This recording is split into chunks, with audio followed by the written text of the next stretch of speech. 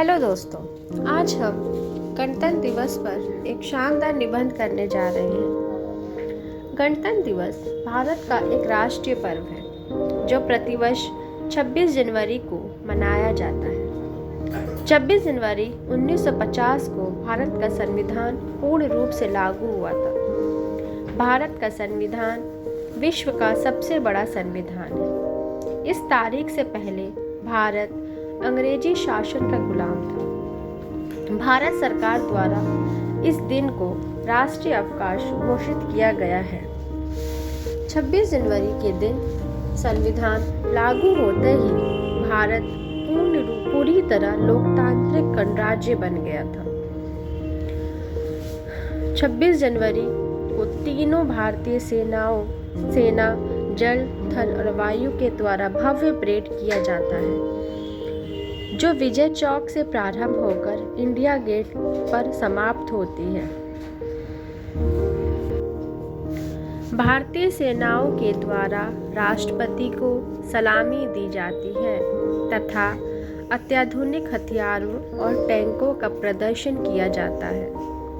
देश की राष्ट्रीय शक्ति का प्रभाव दिखाया जाता है। इसके बाद सभी राज्यों द्वारा अपनी झांकियों के माध्यम से संस्कृति और परंपरा की प्रस्तुति दी जाती है। इसके बाद भारतीय वायुसेना के जहाज सूर्यकिरण द्वारा 3 फूलों की वर्षा की जाती है। यह एक ऐसा आयोजन है जिसके जरिए भारत अपनी रणनीति और कूटनीतिक ताकत का भी प्रदर्शन करता है और दुनिया को यह संदेश देता है कि हम अपनी रक्षा करने में सक्षम हैं।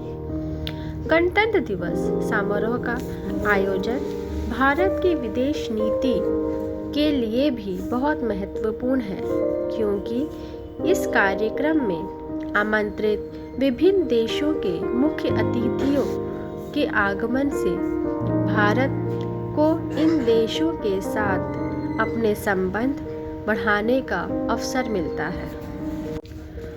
गणतंत्र दिवस हमारे देश के 3 राष्ट्रीय पर्वों में से एक है। यह दिन हमें हमारे गणतंत्र के महत्व की याद दिलाता है। इसलिए इस पर्व को पूरे देश में बड़े हर्षोल्लास और उत्साह के साथ मनाया जाता है। साथ ही यह वह दिन है जब भारत किसी को डराने के लिए नहीं बल्कि यह संदेश देने के लिए कि हम अपनी रक्षा करने में सक्षम हैं, अपनी सामरिक ताकत का प्रदर्शन करता है। 26 जनवरी हमारे देश के लिए एक ऐतिहासिक पर्व है। इसलिए हमें इस पर्व को पूरे उत्साह और सम्मान के साथ मनाना चाहिए। भारत के गणतंत्र का सारे जग में मान है। भारत के गणतंत्र का सारे जग में मान है।